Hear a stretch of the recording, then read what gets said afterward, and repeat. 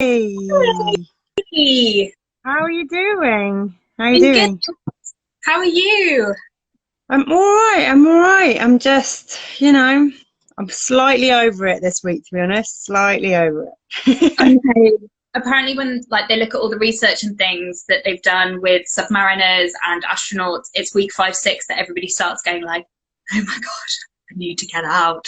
And yeah, it's Yeah, horrible. definitely. Yeah, this week's definitely a sort of digging. Normally, I can kind of snap out of it and, be the Yeah. glass overflowing. But this week, I'm like, nope. Okay, I'm hanging on to the top of that glass. Gang, stay positive. Stay positive. Looking like one of those terrible kitten things, hanging up. Hang in there, baby. Come on, someone help me. But anyway, so we're joined by Candid and Dr. Is it Elisha, would you say it? Elesha. Dr. Yeah, Elisha, Elesha. who is Candid's basically the guru, the sexual wellness doctor, in-house guru of anything and everything, but also relevant to now, a frontline worker, NHS doctor. Is that right? That is right. Yeah, that is right. Yeah. So when I'm not answering questions on the Candid website or sort of talking about the benefits of pleasure and masturbation, I'm currently working frontline in a mental health hospital, providing physical care support to COVID positive mental health patients. So Wow. So are you isolated on your own then, or have you got a special friend? I live with 2 other doctors, so we're all sort of in it together. Yeah. Okay, cool. So is there on that side of things, do you find actually what you do with Candid and what you're coming home to, is it a Mm. bit of a release? A bit of a Oh, sort of, yeah, you know. yeah. Yeah, last week I got a very special care package delivered from Candid, which Ah, definitely has made the last, week 5, 6 much easier. But yeah, no, it definitely is a release. It's something that, especially when I find like I can't sleep at night because I'm overthinking things at work, it's like, right, okay, I'm going to focus on one thing, and that's my pleasure. And actually, I sleep so much better afterwards. So yeah, it's definitely been. it is, and just explain for anyone that doesn't really know Canada, because some people might go, oh, it's a site that sells sex toys, but it's a much bigger entity to that. Explain what Canada is and the whole mission behind, the whole ethos and mission behind why it exists and what it is. So Candid is a new innovative sex toy company, but we want to be more than that. We're a sexual wellness brand, hence why I've been brought on. Our main aim is to be inclusive. We're open to everybody. We are gender neutral, so everything is aimed that it's not geared to one particular group or another. It doesn't matter your sexuality, your gender, your background, your location. Sex toys should be for everyone because they're toys, they're fun, their tools. We want to be there for absolutely everybody and anybody. We've focused on sort of things like pastel colours and making it sort of a nice calming environment. We're doing a lot of work around education as well, sort of pleasure education, that sex education that we wish we'd had when we were at school. So yeah, that's like the main thing. We just want to be open and bring everybody into the conversation and encourage people to have open communication around their own sexual wellness with themselves and with others. Nice. And your role in it, Ed, to answer any possible questions that people could possibly have. What's your role? What's the biggest sort of, or the questions you get asked all the time? The most popular questions. Oh, that's interesting. A lot of So my role as sexual wellness doctor, I was brought on after the initial sort of product development and everything went through.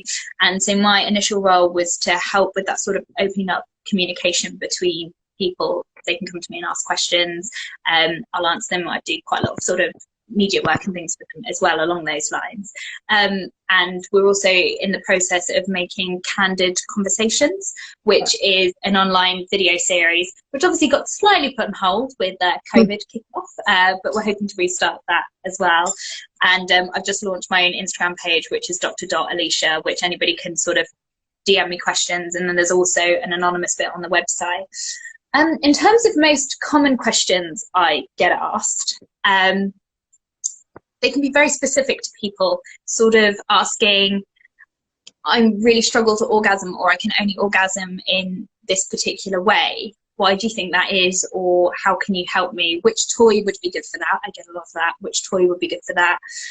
How can we bring toys into the bedroom? How can we make it sort of an open discussion and not be frightened of it? Yeah, a lot about recommendations. Yeah.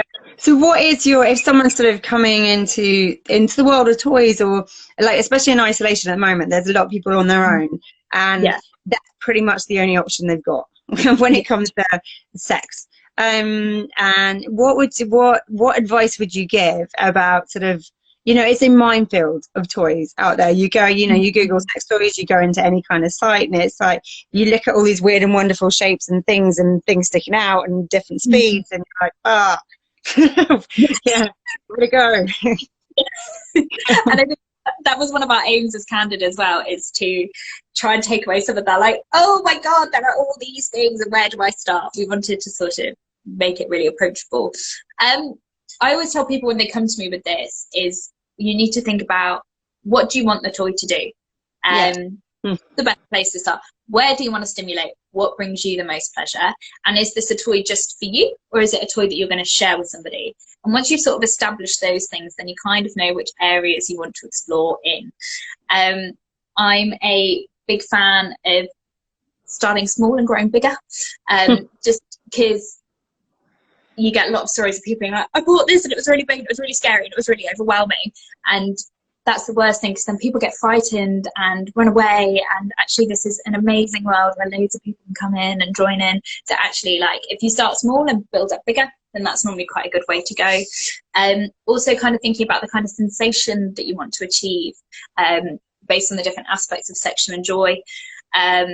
High frequency vibrations are really good at making people orgasm quite quickly, but some people find them too intense, whereas deeper, rumbly vibrations are known for getting people to orgasm who haven't been able to orgasm before, especially in people with clitorises and vulvas.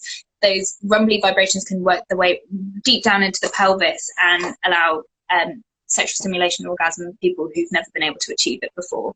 So that's quite a good way to think about it. So once you've sort of gone, where do you want to stimulate, who do you want to stimulate with, and how strong you want it to be, then it narrows it down quite nicely.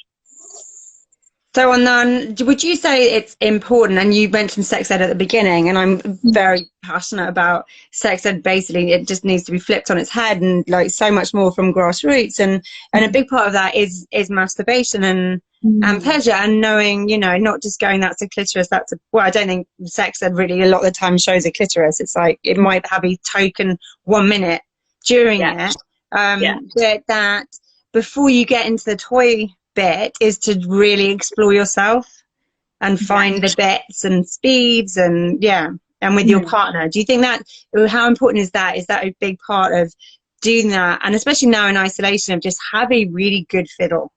Yeah, I agree. I don't know if anybody's seen like Too Hot to Handle as well, where they make all the girls do the yoni class where they all look at their own genitalia. Most women have never looked at their own genitals. They don't understand what's in there.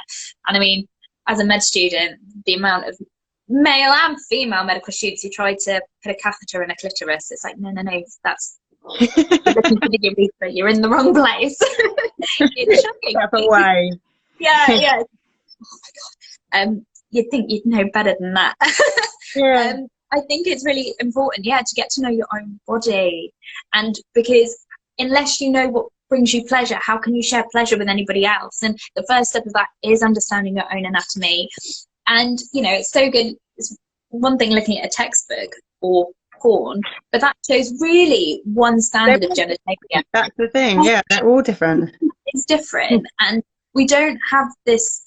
What we've been told to be normal is just one standard. Actually, everybody's different, and what's normal for you is the important thing. So, that's your genitals, it's your breasts, things like that. Just explore your body, know what you are and know what feels good, and then go from there. As you say, it's really important to get that basis and then build up from there. I think, and like, some people don't enjoy masturbating with their hands at all, and that's completely understandable. And then maybe that's when you should start exploring with a toy as well. I think just because you don't enjoy it with your hands doesn't mean you wouldn't necessarily enjoy it with a toy. It's just about finding the right tools for you. And on the toy front, and I've had this conversation. I've had close friends of mine whose partner, and they've talked about toys, and they've got a toy, but they don't admit it to their partners, and they're like, oh, I've tried to have a conversation, and he got so angry, and he just felt threatened by it. And it's a really common thing that guys in particular feel threatened by a dildo, and they're like, it's my penis or the dildo, and it's like, no, it's not a competition. You know what I mean? Hey, and I think we have to strip away those preconceptions that it's one or the other. Actually, they offer you completely different things, because I mean, I think I'd be quite terrified if my man's penis started, you know, vibrating at 40 hertz or whatever it is, you know. That's not a natural thing. Okay, going. You're like, whoa. It's like spinning all over the place. Like, ooh, maybe we should get that checked out there. Yeah, I think we have to bring it into the, and they're toys, like they're supposed to be fun. Like we keep arguing about them, and they're toys, they're fun, they're pleasure, they're wellness. The word toy, they're a toy. Yeah, it literally says it in there. And I think it's that it's not about it being an either or, it's about it being an addition. And I think if you're scared about having that discussion with your partner, I think you should bring it in as like a mutual discussion, and maybe talk about using toys for a mutual goal. And that doesn't mean, you know, have a toy that works on both of you. It may be that you're after something that's creating a specific sensation, whether that's additional clitoral stimulation, or whether it's anal play. You know, you want to start building up towards anal sex. Obviously, that's a massive jump if you go from nothing straight into anal. So, you know, that's when we bring things like butt plugs and lots of lube and stuff like that. So I think if you can bring it in with your partner and explain that it's meant to enhance, not take away, and it would never be to replace, I think that's probably quite a good place to come from. Yeah, on that, and on the and if you're like introverts, because we get asked, you know, a lot if they're and then people are introverts, and especially some girls, and they get worried about saying what they're thinking or fantasies or what's going on in their heads, because they think he's going to think I'm a weirdo, or my girlfriend's going to think I'm a weirdo, and well, both sides, you know, girls, guys, whatever, you know, everyone thinks this like that. And if you're introverted and not very confident and feeling a bit insecure, what advice do you give for having that sort of initial conversation, being able to say, this is what I'm thinking about, and this is what I might like? And because it is a really tricky, you know, it's very tricky to be able to express you know, what you want sexually. And I think that goes back to what we were saying earlier, that we've had years, a lifetime for us, of societal stigma that women can't talk about sex, and it's all very, you know, and masturbating for any gender is difficult, but even worse for women, and all that kind of stuff. And hence why we need to flip sex ed on its head, make it pleasure centric, make it age appropriate, and build it up from, you know, the second they can talk about relationships and consent, and build from there. But we have a really interesting concept that I've learned since working in mental health, and I love it. And it's about 7 seconds of bravery, that you just have to be brave for 7 seconds. And it is shit scary, like it always is, because you wouldn't have to apply your 7 seconds of bravery unless it was. But it's about just being brave for 7 seconds, and just believing in yourself for that little bit of time, because once it's out there, you'll be amazed. Like, it may feel slightly awkward at first, but actually so many of us are so suppressed in our sexuality that we're all trained to think that we're abnormal about our sexual thinkings and feelings, and actually we're all probably feeling slightly similar, maybe even in slightly different ways. Yeah. And once it's out there and everybody goes and then you're bound to get somebody going, yeah, me too, I feel that way about that, you know. And it's just about being brave for 7 seconds. And I think probably picking the setting as well. It's likely to know that sorry, somebody just messaged me, it's very distracting. It's for you to know that the person that you're talking to is probably somebody that you know very well, one of the people that you know best in the world, and therefore you're going to know how they're feeling, how they're reacting. And it's just about picking the right moment as well, somewhere where you're relaxed, you're happy. It might seem slightly scary, like, oh god, am I going to fuck this all up right now? But it's better to do it then when somebody's in a clearly receptive mood. Yeah, sorry, you jumped then. Oh, sorry. I was just saying it's better to have this conversation with this person that you know really well when you can tell that they're probably going to be in a slightly more receptive mood, you know, because if they're in a bad mood, Are then you jumping or am I jumping? I can hear you. It might be you jumping. Am I jumping? Are you jumping? It's all I fine. don't know who's jumping. Someone's jumping. And on that, do you think it's about, because one big thing with you know, with Candid, and obviously with you know, it's always been a big thing. My screen's gone funny. With KK is the whole community, and that and being able to have the conversations, and it's not necessarily with your other half. It's sometimes that stepping stone is to have it with friends or with people within a sex positive community. Yes. And because once you get it out there, once you're brave in that, we find that, and girls come, you know, talking about stuff, and they go, oh my God, we haven't even been able to say this to our partners. We haven't even been able to say this to our closest friends. And we thought we were weird, and we're not weird, because actually everyone's thinking this. And do you get that, you know, within the Candid community and with people talking to you, that once they start talking, they go, actually, we're not weird. Yeah. And that was one of the founding things for the Candid community. We wanted to give people that space to know that it's that whole thing that normal isn't a black and white thing, it's a whole spectrum, and there's always going to be other people out there. You're never on your own, and it's just about finding your people and knowing that actually it is okay to talk about these things. It is okay to feel that way. Finding your tribe. Yeah, find your tribe. Yeah, exactly. And we get that a lot. And then I knew you were like an NHS doctor, and you realised it was on the mental health side of things. On that, how, because there's this big, you know, big in studies about how masturbation is so great for mental health, and on that, so what are the findings on that? Can you go into more detail about, you know, sort of what are the pros and the health benefits of masturbating, basically? So there's a massive range of health benefits from solo sex. I think if we start with sort of the more like ones around stress and anxiety, when we masturbate, it allows our brain to release our happy hormones. These are oxytocin, prolactin, dopamine, and endorphins, and they all act slightly differently.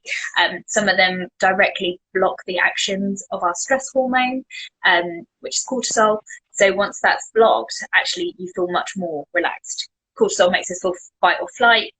Our happy hormones stop that. So all of a sudden you go, okay, I feel much better. It reduces our blood pressure. So endorphins reduce blood pressure. These same chemicals actually boost your mood in general. That's why we call them the happy hormones. They make us sleep better. They're the perfect biochemistry for deeper sleep. You need good sleep to have good mental health. So there's loads of benefits like that. And actually a really interesting one, and we don't completely understand the psychology of this, but the more regularly you masturbate, the more your self-esteem improves. And we're not quite sure what this is, but we think it's linked to the fact that you learn to understand your body better, and you learn to appreciate the things it can do for you. So once you've got that, it actually does. You feel better, you feel more confident in your day-to-day life. So those are some of the big ones when it comes to sort of mental health. There's other benefits for physical health.